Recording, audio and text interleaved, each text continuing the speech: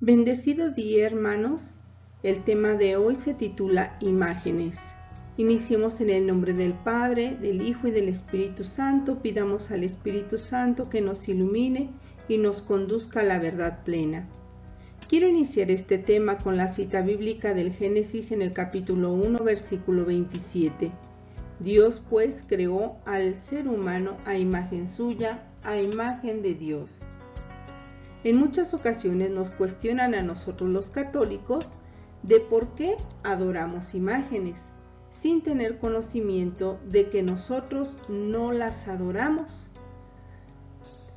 Y de ser así, pues Dios mismo se estaría contradiciendo, porque Él hizo al ser humano a imagen suya. Pero vayamos a desarrollar el tema. El texto bíblico que se encuentra en el libro del Éxodo en el capítulo 20, versículos del 4 al 5, es el que principalmente utilizan los hermanos separados para hacernos o decir que nosotros los católicos adoramos imágenes. No te harás escultura ni imagen alguna de lo que hay arriba en los cielos, ni de lo que hay abajo en la tierra, ni de lo que hay en las aguas debajo de la tierra. No te postrarás ante ellas ni les darás culto, porque yo, Yahvé tu Dios, soy un Dios celoso que castigo la iniquidad de los padres en los hijos hasta la tercera y cuarta generación de los que me odian. Y aquí es de donde toman este texto y nos dicen, ya ves, Dios prohíbe las imágenes y ustedes los católicos usan muchas imágenes, por eso son unos idólatras. Pero en realidad Dios no prohíbe las imágenes. Lo que Dios realmente prohíbe son los ídolos. Miren, aquí tenemos algunos textos bíblicos donde Dios mismo mandó hacer imágenes. El libro del Éxodo en el capítulo 25, versículos del 18 al 19 dice, harás además 2 querubines de oro macizo. Los harás en los 2 extremos del propiciatorio. Ahora, el Éxodo en el capítulo 26, versículo 1. Harás la morada con 10 tapices de lino fino, dorsal de púrpura, violeta y escarlata y de carmesí. Bordarás en ellos unos querubines. Ahora vayamos al primer libro de Reyes, en el capítulo 6, versículo del 18 al 19, versículo 23 y versículo 28. El cedro del interior de la casa estaba esculpido con figuras de calabazas. Aquí nos está hablando del templo. Y capullos abiertos, todos eran cedro, no se veía la piedra. Había preparado un debir al fondo de la casa en el interior para colocar en el arca de la alianza de Yahvé. Hizo en el debir 2 querubines de madera de acebuche de 10 codos de altura. Revistió de oro los querubines. Como vemos, eran 2 querubines bastante grandes que Dios mismo mandó a que hicieran dentro de su templo. Ahora vayamos al primer libro de los Reyes, en el capítulo 7, versículo 25 y versículo 36. Se apoyaban sobre 12 bueyes, 3 mirando al norte, 3 mirando al oeste, 3 mirando al sur y 3 mirando al este. El mar estaba sobre ellos, quedando sus partes traseras hacia el interior. Grabó sobre las tablas querubines, leones y palmeras. Como nos damos cuenta, entonces, si Dios prohibió que se hicieran imágenes de lo que había arriba en el cielo, de lo que había abajo en la tierra, sería contradictorio que Dios mismo mandó hacer bueyes, que acaso no es lo que está abajo en la tierra, o que mandara hacer querubines, leones, palmeras. Como hemos visto, Dios no prohíbe las imágenes, sino lo que Dios realmente prohíbe son los ídolos. Y es que aquí pues hay un gran error en la traducción, ¿verdad? El texto original en hebreo, cuando habla de imágenes, la palabra que utiliza es pesel. Y pesel en hebreo significa ídolo, ¿verdad? Porque para que hubiera escrito imagen había otras palabras en hebreo, como la palabra selem, que significa una imagen representativa, o la palabra pituach, que significa una imagen decorativa, y sin embargo no utilizó ninguna de estas dos, sino la que utilizó fue pesel, que su traducción real significa ídolo.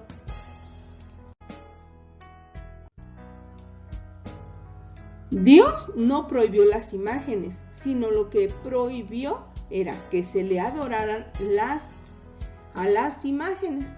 Miren, aquí está el texto bíblico del Éxodo en el capítulo 20, versículo 4, donde vemos claramente que la palabra que utiliza el texto original en hebreo es pesel, o sea que dice no te harás ídolos de lo que hay arriba en el cielo, de lo que hay abajo en la tierra. Eso es lo que realmente Dios prohíbe, los ídolos. Tan es así que mismo Jesús visitó el templo de Jerusalén, aquel templo que le construyó Salomón, ¿verdad? Y sin embargo, él no se molestó porque estuvieran las imágenes dentro del templo. Lo que a él realmente le molestó es que hicieran negocio dentro del templo. Vayamos al Evangelio de Juan, en el capítulo 2, versículo del 13 al 16. Se acercaba la Pascua de los judíos y Jesús subió a Jerusalén y encontró en el templo a los vendedores de bueyes, ovejas y palomas, y a los cambistas en sus puestos. Haciendo un látigo con cuerdas, echó a todos fuera del templo con las ovejas y los bueyes.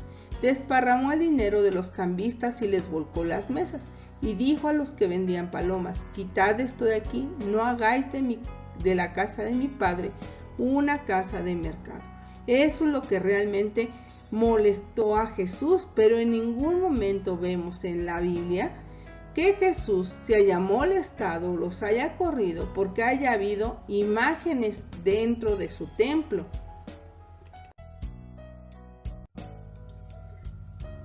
Pero veamos otro ejemplo donde Dios mismo manda hacer imágenes. El libro de Números, en el capítulo 21, versículo del 8 al 9. Y dijo Yahvé a Moisés: hazte un abrasador y ponlo sobre un mástil. Todo el que haya sido mordido y lo mire vivirá. Hizo Moisés una serpiente de bronce y la puso en un mástil. Y si una serpiente mordía a un hombre y éste miraba a la serpiente de bronce, quedaba con vida. ¿Sí?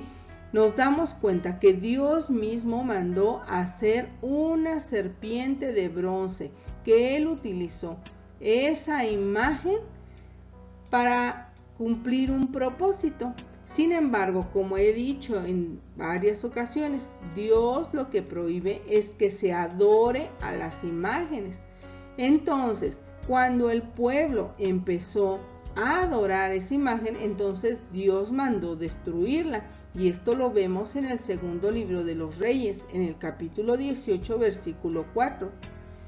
Él fue quien quitó los altos, derribó las estelas, cortó los cipos y rompió la serpiente de bronce que había hecho Moisés. Y aquí nos dice claramente por qué Dios la mandó romper. Dice: porque los israelitas le habían quemado incienso, o sea, ya la habían convertido en su Dios.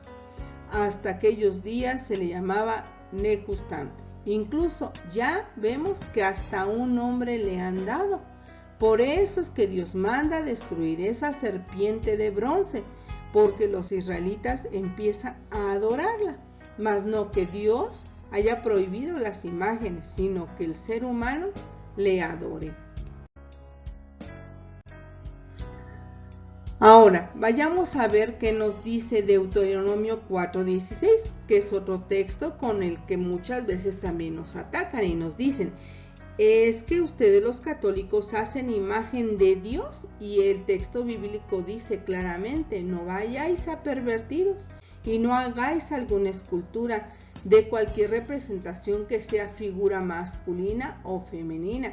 Y dicen: ustedes se hacen figuras de la Virgen, que es una figura femenina, figuras de Dios, que es masculina. Dice, y el texto dice que no, que lo prohíbe. Pero ¿por qué prohíbe Dios esto? Recordemos que no prohíbe que nos hagamos imágenes, sino lo que prohíbe realmente es que las adoremos. Pero Él nos pide ahí que no hagamos imágenes de Dios, porque al comienzo de la historia lo prohibió, ya que Él aún no se había revelado en forma visible. Entonces se corría el riesgo de que podíamos agarrar pues cualquier cosa de lo creado para convertirlo en un Dios. Y este ejemplo, por ejemplo, lo tenemos en el Éxodo, en el capítulo 32, versículo 4, donde hacen su becerro de oro, que dice: los tomó él de sus manos, hizo un molde y fundió un becerro. Entonces ellos exclamaron: este es tu Dios Israel, el que te ha sacado de la tierra de Egipto. Por eso es que prohibía que se hicieran representaciones de figuras masculina y femenina, o representaciones de cualquier otro que pudiera ser un Dios para nosotros. Dios no quería que se le representara de ninguna forma, porque aún no se había revelado. Recordemos que estamos en el Antiguo Testamento, donde Dios todavía no se revela de manera visible. Entonces podían, como hicieron aquí, tomar el becerro de oro y decir: ahora este es mi Dios. Y si no tomaban el becerro, pues podían tomar cualquier otra cosa y hacerlo su Dios. Pero bueno, ya cuando Dios se hizo visible, dice que Dios, en la encarnación, Cristo ya muestra a la humanidad un ícono de sí mismo, del griego icon, que significa imagen. Entonces, Dios ya cuando se encarna en Cristo, entonces ya muestra su imagen visible.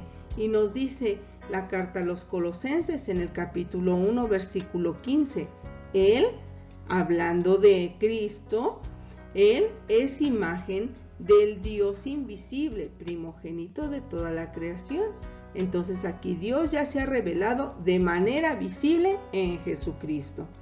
Ahora, vayamos a ver qué nos dice la segunda carta de Crónicas en el capítulo 7, versículo del 1 al 2. Cuando Salomón acabó de orar, bajó fuego del cielo que devoró el holocausto y los sacrificios, y la gloria de Yahvé llenó la casa. Aquí nos está hablando que la gloria de Yahvé se manifestó en aquel templo que Salomón le construyó, aquel templo que estaba lleno de imágenes, aquel templo que tenía querubines, que tenía muchas imágenes. En ese templo la gloria de Yahvé se manifestó. Dice: la gloria de Yahvé llenó la casa. Dice: los sacerdotes no podían entrar en la casa de Yahvé, porque la gloria de Yahvé llenaba la casa de Yahvé. Y es que muchos hermanos separados nos dicen: no puede estar Dios en los templos católicos porque está lleno de imágenes y ellos son unos idólatras. Y nos damos cuenta que Dios no prohibió las imágenes, prohibió los ídolos, ¿verdad? Entonces, donde hay imágenes, la gloria de Yahvé llena la casa, llena el templo. Ahí es donde se manifiesta la gloria de Yahvé.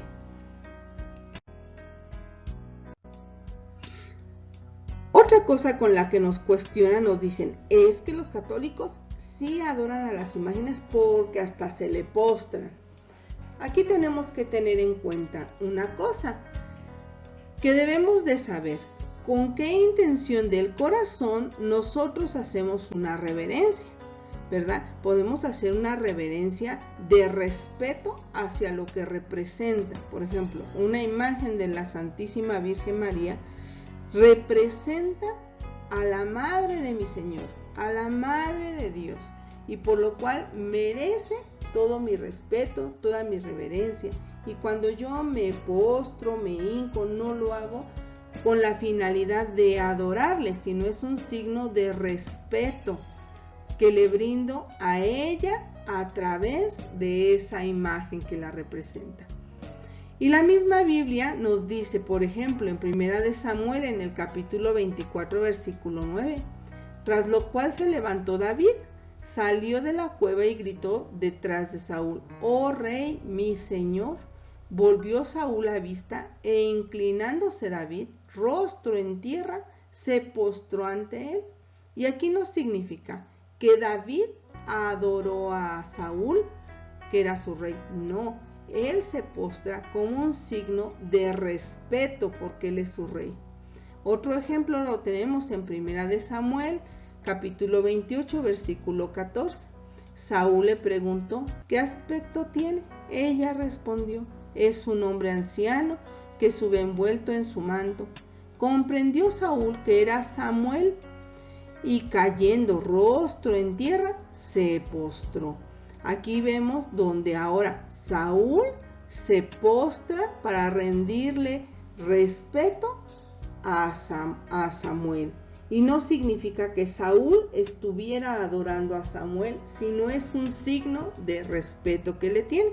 Así nosotros, cuando nos hincamos frente a una imagen, no quiere decir que le estemos adorando, sino que estamos manifestando un signo de respeto hacia la persona que representa la imagen que estamos viendo. Otro ejemplo lo tenemos en el libro de Josué, en el capítulo 7, versículo 6. Josué desgarró sus vestidos, se postró rostro en tierra delante del arca de Yahvé, hasta la tarde junto con los ancianos de Israel, y todos esparcieron polvo sobre su cabeza. Bueno, aquí vemos claramente cómo Josué se postra delante del arca, ¿verdad? Y nos dice, junto con todos los ancianos, todos se postraron delante del arca, pero no porque estuvieran adorando ni a los querubines, ni a la caja de madera, sino a lo que eso representaba para ellos, que era la presencia de Dios mismo. Eso era para ellos, ¿sí? Entonces ellos se postran como un signo de respeto, ¿verdad? No significa que estuvieran adorando a los querubines o que estuvieran adorando a la caja de madera. Pero bueno, también podemos tener otro tipo de idolatría, no nada más la que nos dicen los hermanos separados, y muchas veces pues también ellos pueden estar cayendo en esto, ¿verdad? No solamente con las imágenes. Por ejemplo, la carta a los Colosenses en el capítulo 3, versículo 5 nos dice, por tanto, mortificad vuestros miembros terrenos, fornicación, impurezas, pasiones, malos deseos y la codicia, que es una idolatría. Aquí nos habla qué es la idolatría. No solamente el creer que una imagen sea Dios y que yo la adore, porque entonces estaría cayendo en idolatría. Pero no solo eso, ¿verdad? Cuando, por ejemplo, el dinero ocupa el primer lugar en mi vida antes que Dios, entonces tengo mi Dios el dinero, entonces ya soy un idólatra. Dice, o cuando un mal deseo, una pasión o una persona está antes que Dios, entonces estoy cometiendo idolatría, no precisamente porque adore una imagen, sino porque cualquiera de estas cosas que cometemos pueden ocupar el lugar de Dios y estar antes que Dios. Desde ese momento yo ya estoy cometiendo idolatría. Ahora nos dice el Evangelio de Mateo en el capítulo 6, versículo 24. Nadie puede servir a dos señores, porque aborrecerá a uno y amará al otro, o bien se entregará a uno y despreciará al otro. No podéis servir a Dios y al dinero. Y no solamente al dinero, o sea, no podemos servir a Dios y al trabajo, y no significa que no debamos trabajar, ¿verdad? Claro que tenemos que trabajar, sí, pero no debe de ser mucho más importante que Dios. Dios siempre debe ser el centro de nuestra vida. Y todo aquello que ocupe el lugar de Dios, entonces ya estamos cometiendo idolatría. Otra cuestión que nos dicen es que ustedes son unos idólatras porque hacen procesiones, porque hacen peregrinaciones, y eso es idolatría porque van con sus santitos delante, con la Virgen, y le van bailando y le van cantando, y eso es idolatría. Pero miren, la Sagrada Escritura en el segundo libro de Samuel, en el capítulo 6, versículo del 14 al 15, nos habla de cómo David le danzaba al arca de la alianza. Dice, David danzaba y giraba con todas sus fuerzas ante Yahvé, ceñido en efod de lino. David y toda la casa de Israel hacían subir el arca de Yahvé entre clamores y resonar de cuernos. Y no significa que David estuviera adorando la caja o los querubines o el arca como tal, sino lo que eso representaba, lo que para él representaba eso. Ahora, la primera carta a los reyes, en el capítulo 9, versículo 3, Yahvé dijo, he escuchado la plegaria y la súplica que has dirigido delante de mí, he santificado esta casa que me has construido para poner en ella mi nombre para siempre. Mis ojos y mi corazón estarán en ella siempre. Y aquí de qué está hablando? Del templo que le construyó Salomón, del templo de Jerusalén. Nos dice que lo ha santificado y que siempre estará con él, que siempre estará con él. Pero ese templo, recordemos que estaba lleno de imágenes, ¿verdad? Y ahí es donde Dios se manifestaba su gloria. Ese es el templo donde Dios prometió estar siempre con él y santificarlo. Ahora vayamos a ver el segundo libro de Crónicas en el capítulo 3, versículo 1, el 7 y el 10. Salomón comenzó pues a edificar la casa de Yahvé en Jerusalén, en el monte Moria, donde Dios se había manifestado a su padre David. Era el lugar preparado por David, que era de Ornán, el Jebuseo. Recubrió de oro la casa, las vigas, los umbrales, las paredes y sus puertas, y esculpió querubines sobre las paredes. En el interior de la sala del lugar del Santísimo hizo los querubines de metal forjado y revistió de oro. Si nos damos cuenta, Dios mandó hacer querubines, y esto pues nos damos cuenta, ¿verdad? Porque Salomón tomó esa decisión de incluir imágenes, ya que le vino del don que Dios le dio, el don de la sabiduría, aquel don que viene escrito en el primer libro de Reyes, en el capítulo 3, donde vemos cómo Salomón le pide sabiduría a Dios. Entonces Dios le concede sabiduría, y gracias a esa sabiduría Salomón hace o construye el templo de acuerdo al querer de Dios. Y el querer de Dios pues es que hubiera imágenes, que hubiera querubines, y Salomón lo cumple. Pero también Dios utiliza figuras simbólicas del mismo. Por ejemplo, en el libro de Daniel, en el capítulo 7, versículo de 9 al 10, Dios utiliza una figura para sugerir la eternidad de Dios. Dice, mientras yo contemplaba, se aderezaron unos tronos y un anciano se sentó. Aquí hace una figura o sugiere una figura de Dios Padre, de toda esa sabiduría, de toda esa eternidad. Dice, su vestidura blanca como la nieve, los cabellos de su cabeza puros como la lana, su trono llamas de fuego, sus ruedas de fuego ardiente, ¿verdad? Ahora veamos otros. En el Evangelio de Marcos, en el capítulo 1, versículo 10, dice, en cuanto salió del agua, vio que los cielos se rasgaban y que el Espíritu en forma de paloma bajaba sobre él. Vemos aquí cómo usa figuras para simbolizar algo aquí, el Espíritu Santo.